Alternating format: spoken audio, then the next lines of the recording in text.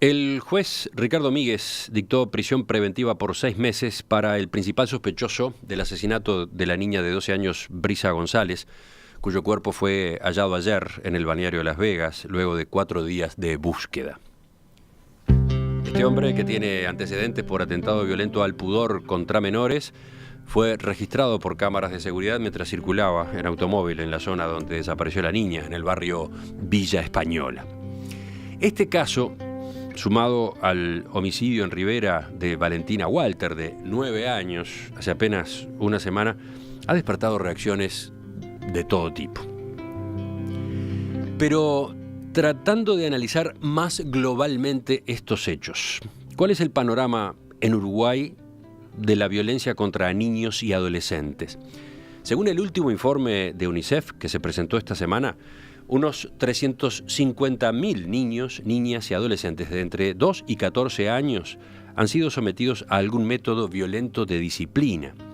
Además, en 4 años fueron asesinados 108 niños, niñas o adolescentes. En los próximos minutos vamos a conversar sobre algunas de las conclusiones de este trabajo. Estamos con la socióloga Lucía Bernaza, una de las autoras del informe. Lucía, buen día, gracias por acompañarnos. Gracias a ustedes por invitarnos. Romina. Lucía, si te parece, repasemos primero los distintos tipos de violencia a los que ustedes hacen mención en el informe y que identifican que se están dando con los niños. Sí, el informe presenta todos los tipos de violencia posible, desde el maltrato psicológico, una suerte como de gradiente de la violencia, del maltrato psicológico, maltrato físico, el abuso sexual y también la explotación sexual no comercial y no comercial, que se llama. Y con respecto a eso, ¿cómo trabajaron concretamente para llevar a cabo el estudio? ¿Qué metodología utilizaron, por ejemplo, para plantear las estadísticas y las cifras generales a las que hacía mención Emiliano? Nosotros lo que hicimos fue organizar toda la información disponible en el país y la organizamos como en 2 grandes capítulos. Lo que tiene que ver con la prevalencia, es decir, las encuestas, los estudios que hay con padres o con mujeres, y todo lo que tiene que ver con detección y atención.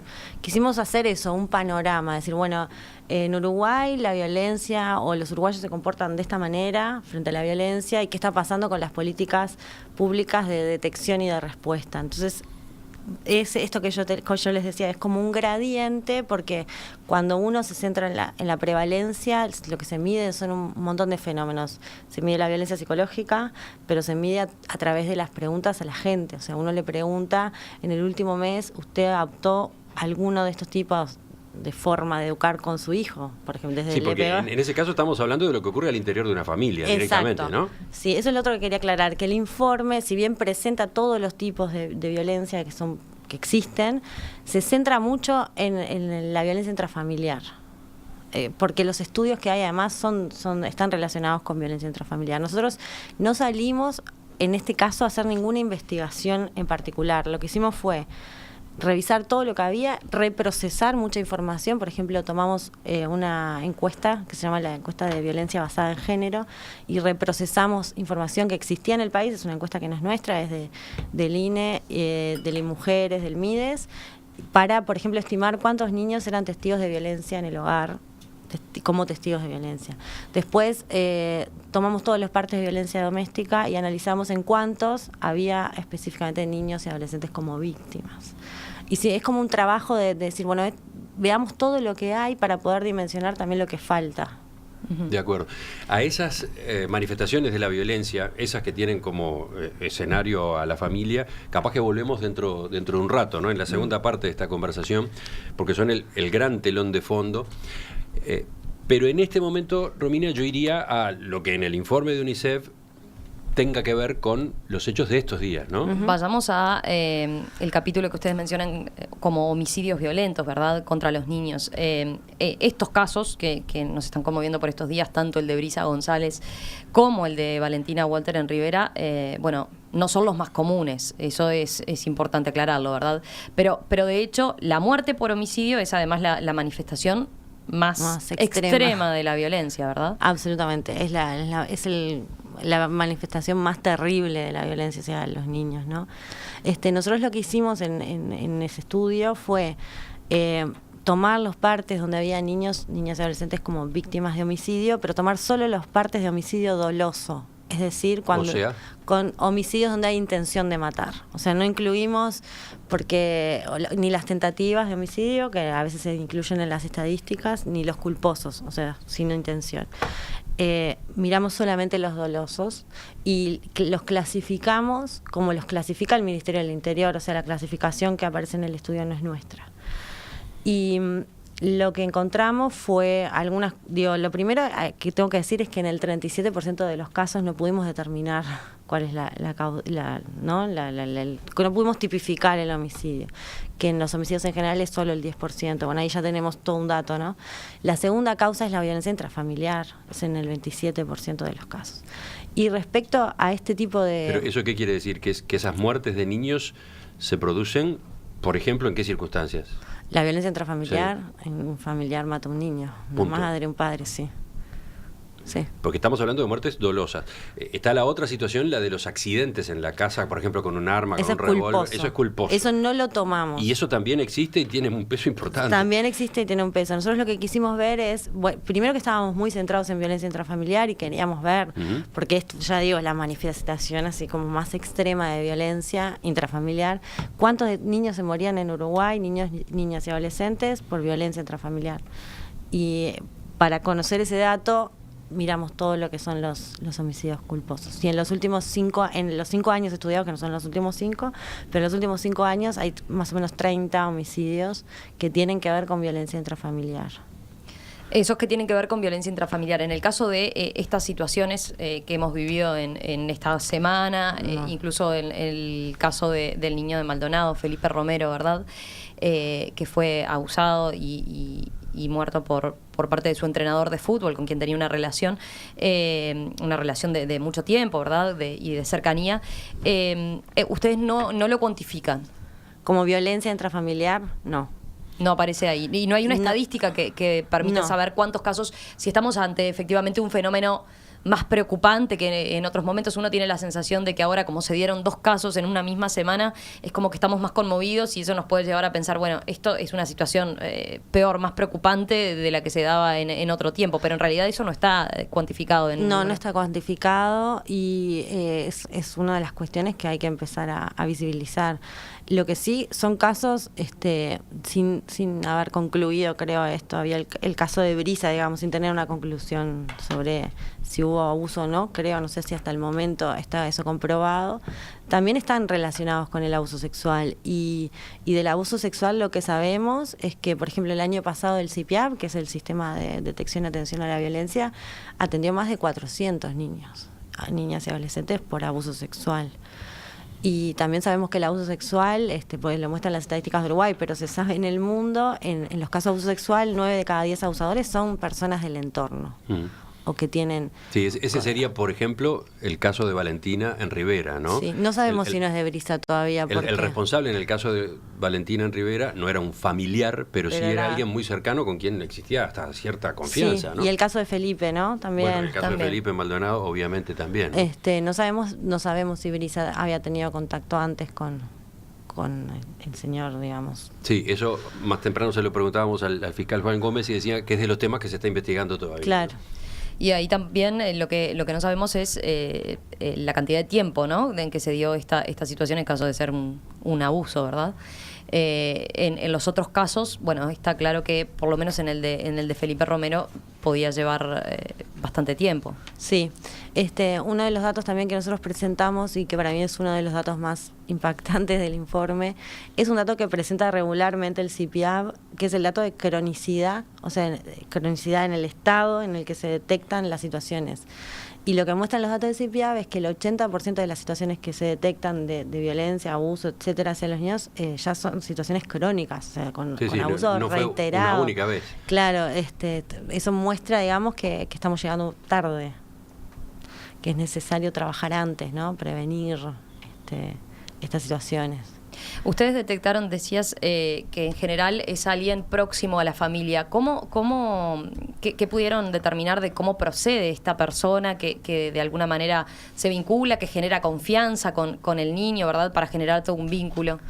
Bueno, eso Dios, está estudiado, que el perfil, digamos, de la persona que, de la mayoría, no de todos, pues siempre hay casos que se salen de la norma, pero son gente conocida, que tiene un vínculo de confianza con el niño, puede ser familiar o como el entrenador de fútbol, y que ejerce cierto dominio sobre los niños y las niñas, y procede primero ganándose la confianza, y también, bueno, median amenazas, etcétera, ¿no? De no cuentes, no digas nada, lo que ya sabemos.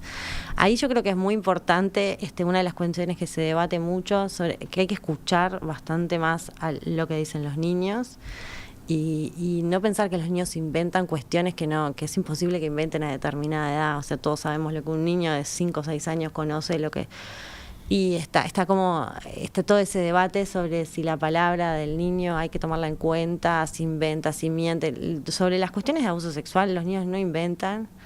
Es muy difícil que inventen. Yo no soy psicóloga, no hago pericias, pero es lo que dicen todos los técnicos. La palabra de los niños hay que tomarla muy en cuenta.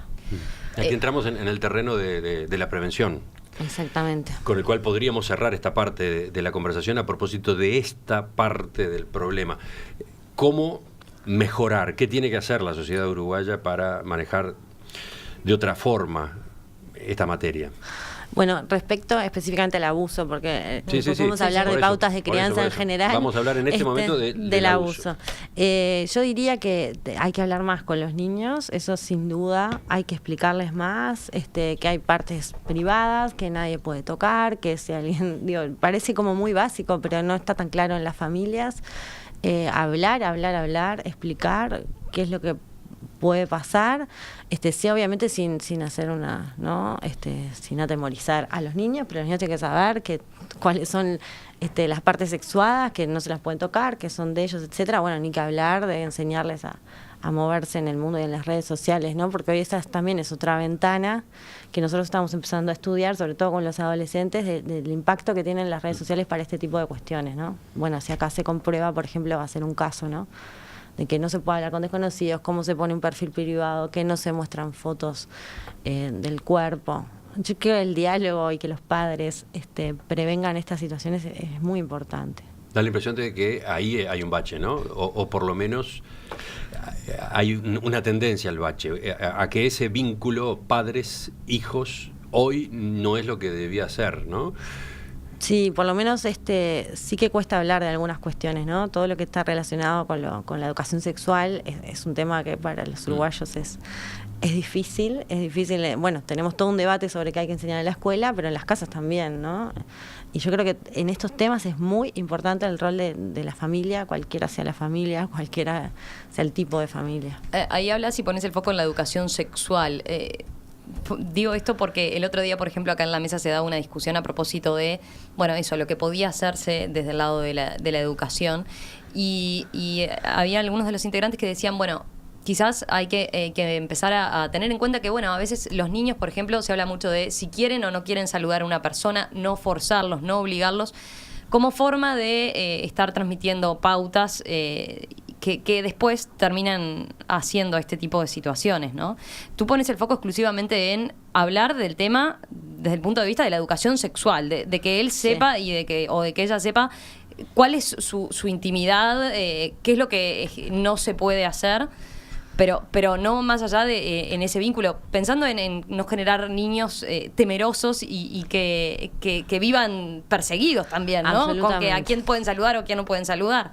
No, absolutamente. Pongo el foco en si enseñar... ¿Se puede saludar un extraño o no se puede saludar un extraño, por ejemplo? En enseñarle a los niños, no desde el temor, sino desde la educación sexual. O sea, que incluye decir, bueno, estas son tus partes íntimas, estas son tus partes sexuales. No vivir en el desconocimiento, que nadie te las puede tocar si tú no querés, digamos. Explicarles a los niños cómo es la vida, digamos, no tanto atemorizarlos con que tené cuidado porque hay un abusador, y entonces no va por ese lado, más por el lado de la educación.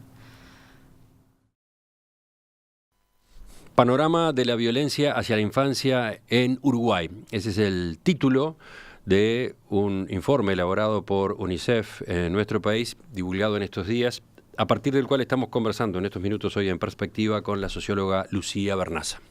Romina, ¿algunos de los mensajes de los oyentes? Sí, estábamos mirando, por ejemplo, el mensaje que nos mandaba Nacho, que dice, ¿realmente el foco tiene que estar en los niños? Creo que hay una distracción del asunto. Los que actúan mal no son los menores. Y quizás hacia ahí íbamos en la entrevista también, preguntándote, a ver, ¿qué factores llevan a un adulto a ejercer violencia sobre un niño y en última instancia a matarlo, verdad? Por ejemplo, ¿cuánto juega lo que es la reproducción de la violencia vivida por el agresor en su entorno familiar, quizás en su niñez? Sí, primero quiero decir que no estábamos hablando solo de los niños, porque estábamos hablando también del rol que tienen que tener los adultos frente a los niños, Por que supuesto. es el de acompañarlos en su crianza, ¿no? Claro, pero el oyente va al otro adulto, al culpable, agresor. digamos, al agresor, ¿no? Sí, uno puede poner el foco en las posibles víctimas o en los agresores. En este caso en particular, la verdad, nosotros no hablamos de casos particulares. Yo no quiero profundizar en él en particular. No. Pero en estos casos donde la violencia es tan extrema y media abuso y homicidio, obviamente me parece que estamos hablando de una persona que tiene una cierta patología, ¿verdad? Eso sin duda. ¿Y cómo puede haber influido su niñez o las pautas que utilizaron con él de crianza cuando era niño? Sin duda puede haber algo de eso también. No lo sé, la verdad que no lo sé. Pero sí sabemos, por ejemplo, que lo que los niños aprenden cuando son niños lo llevan toda la vida, y las pautas de relacionamiento que aprendemos en nuestra casa las tendemos a reproducir cuando somos grandes. Eso lo sabemos. Además, cuando uno trabaja violencia, sabe que el daño en los niños es un daño inmediato. O sea, un niño víctima de violencia no tiene un daño en ese momento, en su desarrollo, de sus potencialidades. Puede haber daños desde emocionales hasta cognitivos. Y tiene un impacto en el mediano y en el largo plazo, porque tienden a reproducir lo que vivieron de niños.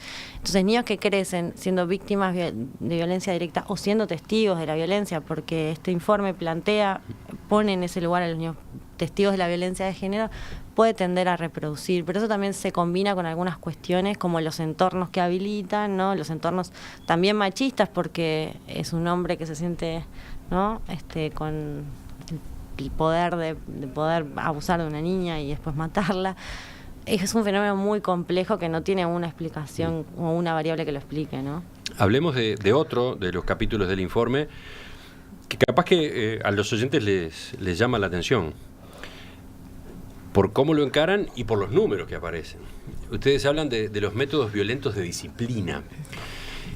Según este relevamiento, en Uruguay, si consideramos a los niños, niñas y adolescentes de 2 a 14 años de edad, el 54% fue sometido a algún método violento de disciplina en el último mes. Sí, exactamente. ¿Qué se entiende por violencia de este tipo? A ver.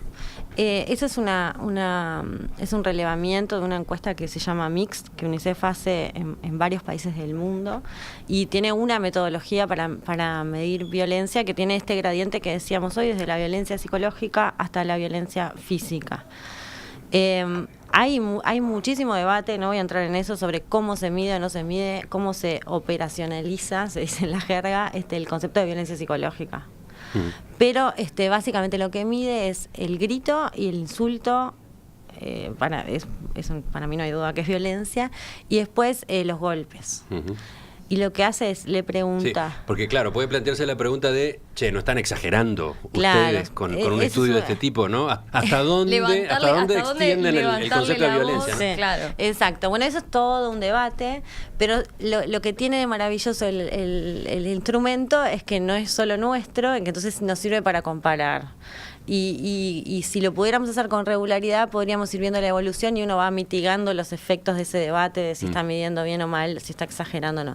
De todas maneras, aunque nos parezca que, por ejemplo, con la violencia psicológica estamos, cosa que no comparto, ¿no? Pero estamos exagerando, porque la violencia psicológica, sobre todo la humillación, tiene efectos muy importantes en los niños. Son niños que tienen un impacto emocional importante. Bueno, si sacamos la violencia psicológica, nos vamos a dar cuenta que 1 de cada 5 adultos admite haber ejercido violencia física contra alguno de sus niños. Y acá además es mucho, ¿no? ¿Repetimos el número? 1 de cada 5 es el 20%. Y en los niños más chiquitos supera el 40%. Recordemos además que le estamos preguntando al adulto, ¿usted en el último mes le pegó a uno de los niños a su cargo? O sea, ahí se cruza otra cuestión que también es muy debatida entre quienes hacen encuestas, que es el tema de la deseabilidad. Se llama concepto de deseabilidad. Es decir, yo, uruguayo, con cierto nivel ¿no? de educacional, sé que está mal pegar, sé que hay una ley que prohíbe el castigo físico. Entonces, para declarar que le pegué, ¿no? Le tengo que dar pegar. Todo indica que los números entonces serían en realidad más altos. Que Bueno, haya un 20% que nosotros, reconozca es mucho. Eso es lo que tú estás diciendo. Sí, yo creo que en el caso de Uruguay sí. O sea, sí, porque hay países en el mundo donde no hay ley de castigo físico, donde no se habla del tema y donde está, ¿no? Acá creo que para que declare 1 de cada 5 y entre los chiquitos, repito, es más del 40%, es un montón, o sea, es casi 1 de cada 2, tiene que ser más todavía. Ahí también seguramente hay quien se plantee, bueno, y entonces, ¿cómo hacer, no? Porque uno también tiene que, como padre, impartir disciplina y poner límites, y entonces si no le puede ni siquiera levantar la voz para mostrarle que está enojado, bueno, es algo que también cruza este debate, ¿no? Absolutamente.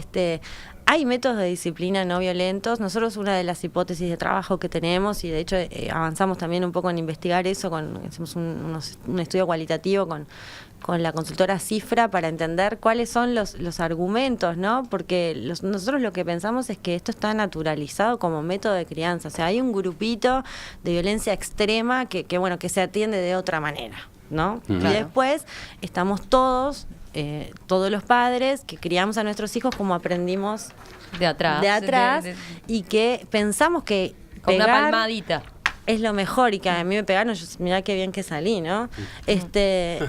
Claro, digo, a mí no me pegaron igual, digo, si mis padres están escuchando. Pero quiero decir, eso está en el discurso de los uruguayos mucho, ¿no? Lo encontramos en los grupos focales. Los uruguayos pegan y lo justifican, diciendo, ¿no? Y después hay otros factores que además inciden, ¿no? Pienso, más allá de esa naturalización, pienso, no sé, el alcoholismo en una casa, por supuesto, la droga, o situaciones de estrés muy fuertes que se viven en muchas familias, hasta por razones laborales, etcétera, ¿no? Sí, el estrés es uno de los factores que explica más la utilización de la violencia, porque pongámonos en el caso de una mujer sola que llega de trabajar todo el día, tiene a los niños ahí, tiene que hacer la comida y los niños no hacen caso y le dice levantar las cosas, levantar la mochila. Bueno, sí, el estrés es un factor. También me parece que hay mucho de que no sabemos, los padres no tenemos otras herramientas, y existen otras herramientas. Creemos que hay que trabajar mucho en eso, hay que trabajar mucho en la prevención, porque si bien no somos todos agresores físicos, no nos consideramos, sí estamos en un entorno que habilita, y eso es lo que tenemos que cambiar, ¿no? Tenemos que tener... Si ustedes ponen el foco en lo naturalizada que está la violencia en las sociedades y en las familias, a veces teniendo en cuenta este caso, ¿no? Sí, totalmente. Está muy naturalizada en los métodos que nosotros, ¿no? Utilizamos para criar a nuestros hijos, y también hay una suerte como de todavía no visualización de cuestiones que son violencia. Por ejemplo, yo le digo en particular el tema de violencia de género. Ahí nosotros, repito, hicimos el procesamiento de esa encuesta, porque a mí me impactó mucho el dato, en que es una encuesta que se hace a mujeres y se le pregunta si sufrió violencia de su pareja, y nosotros tomamos solo el dato de mujeres que sufrieron violencia física de parte de su pareja, y hay un montón de niños ahí en esas casas criándose así. ¿Y qué pasó con esos niños? ¿No? ¿Recibieron alguna reparación? ¿Tuvieron algún tratamiento? Porque de mediar tratamiento se pueden cambiar cosas, pero no lo tenemos visualizado como un tema, ni siquiera. Y esos niños van a ser los hombres del mañana que terminen quizás reproduciendo esas patologías. No podemos así, o eso que observaban de niños. Claro, no puedo afirmártelo, pero que sí que es un factor que hay que tener en cuenta por el tema de la reproducción. No quiero ser determinista, pero sí que hay que trabajarlo, ¿no? Lucía, el tiempo se nos termina, el tema da para mucho más, pero algo en particular que valga la pena agregar en este momento, que haya quedado sin conversar.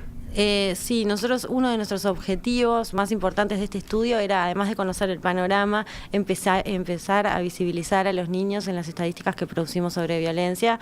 Sabemos que medir cuesta mucha plata, pero en los registros administrativos, esto como los del Ministerio del Interior, esto no debería ser tan complicado, porque tenerlos visibilizados, publicar todos los años cuántas de las denuncias de violencia doméstica tienen a niños y adolescentes como víctimas o en cuántos homicidios hay niños y adolescentes, nos parece que es algo muy importante para trabajar en Uruguay.